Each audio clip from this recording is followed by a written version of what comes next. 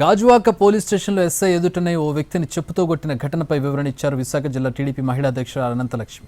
తనను మోసం చేసిన వ్యక్తి ఎదుట కనిపించేసరికి ఒక బాధితురాలిగా సహనం కోల్పోయానన్నారు. సీఐని ట్రాన్స్ఫర్ చేయిస్తానని తాను అనలేదని, అలా అంటే ఆధారాలు చూపాలని అన్నారు.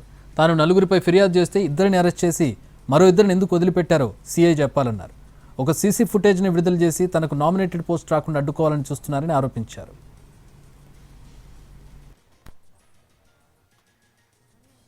ఉంటాడండి.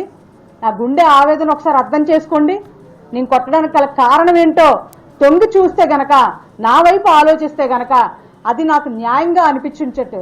ఎందుకంటే మోసపోయిన వ్యక్తి, డబ్బులు రాక వ్యక్తి, అప్పులు పాలైపోయిన వ్యక్తి మనోవేదన మీకు కనిపిస్తుంది. ఒక ఆడదాన్ని తిట్టిన తిట్లు కనిపిస్తాయి. అలాగే నేను ఒకటే ఆ రోజు నా సహనం కోల్పోయాను. నేను ఒప్పుకుంటాను, నేను తప్పు చేశాను, నేను కొట్టాను.